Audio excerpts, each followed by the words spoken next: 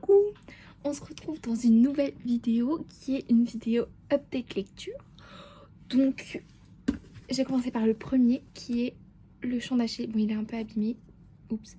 Le Chant d'Achille de Madeline Miller aux éditions Pocket, que j'ai beaucoup aimé, que j'ai lu cet été.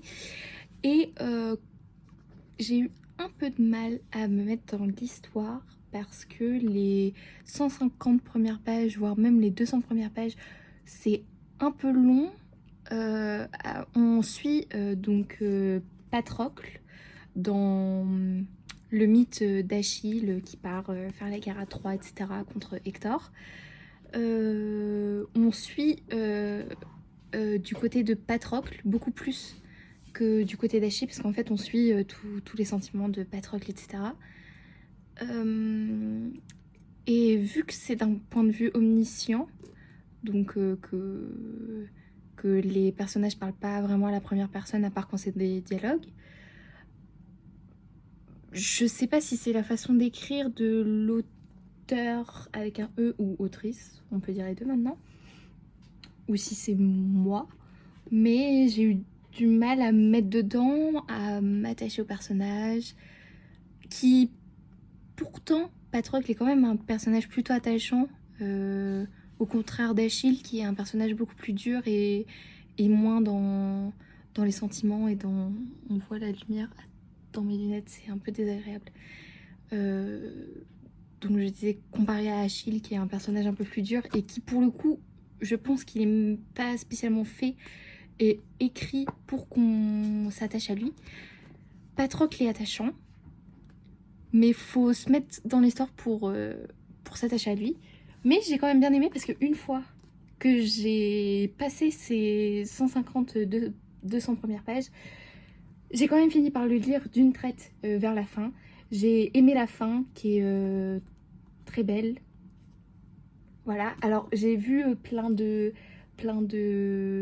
personnes le lire et de faire une trend TikTok ou je ne sais trop quoi sur le fait qu'elle pleurait à la fin ou des trucs comme ça. Alors moi j'ai pas pleuré à la fin, mais c'est une jolie fin, on peut se le dire. Alors j'avais acheté le deuxième qui va avec, si je l'ai, qui est celui-là, qui est très beau aussi, hein, les couvertures sont très jolies, que je n'ai pas encore lu, qui est du coup sur Circé, et je sais pas si c'est le même principe qui est d'un point de vue omniscient ou pas.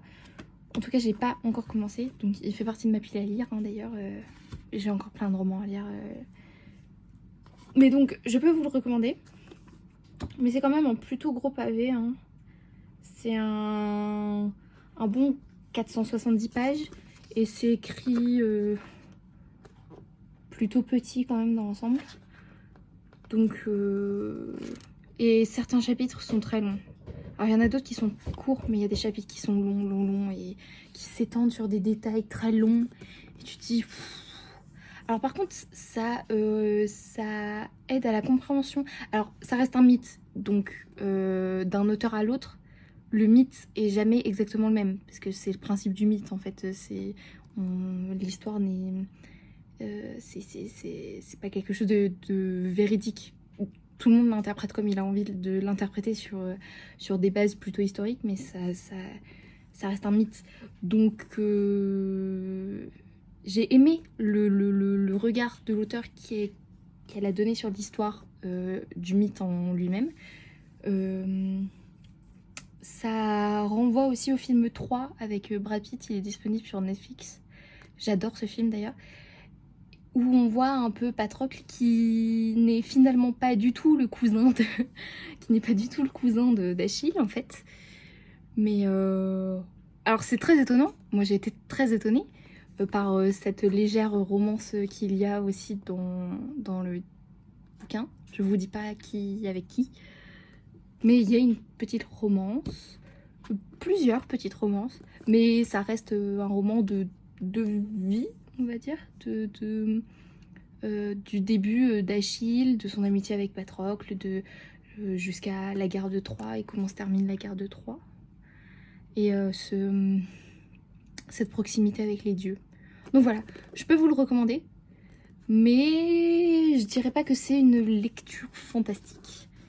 Ensuite, j'ai lu Hadès et Perséphone. Alors j'en avais entendu parler énormément. Ah oui, d'ailleurs, l'auteur c'est Scarlett Sinclair. J'en avais entendu énormément parler au moment où j'avais encore TikTok, mais maintenant j'ai plus TikTok. J'en avais beaucoup entendu parler. J'en avais parlé avec une fille à la fac d'ailleurs qui m'avait dit qu'elle avait adoré le tome 1. Alors j'ai acheté le tome 2 et le tome 3 que je n'ai pas encore lu non plus.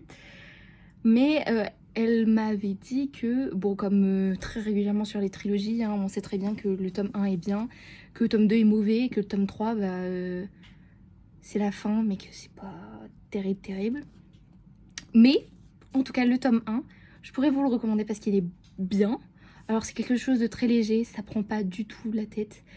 C'est, comme son nom l'indique, hein, Hadès et Perséphone.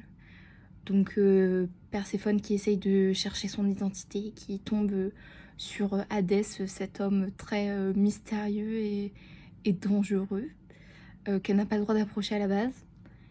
Mais bon, on sait très bien comment ça termine, ces choses-là. Mais c'était sympa.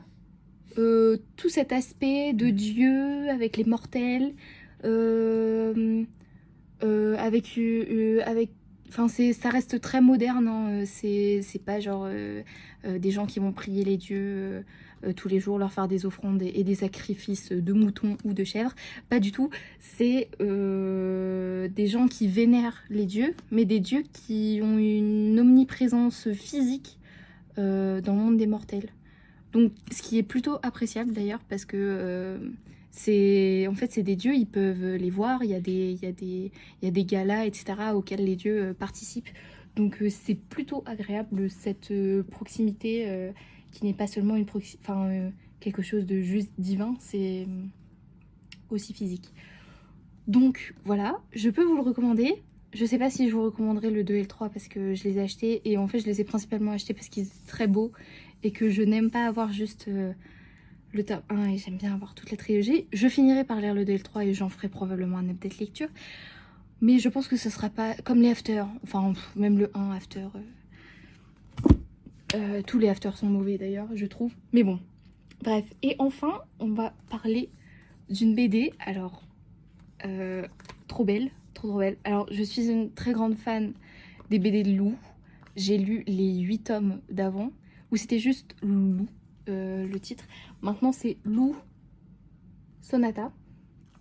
En gros, c'est Lou dans sa vie d'adulte, d'étudiante, etc. Et j'ai adoré. C'est du Lou tout craché. J'ai trop hâte des prochains. Alors, ils sont un peu plus épais que les loups normaux, mais en format plus réduit.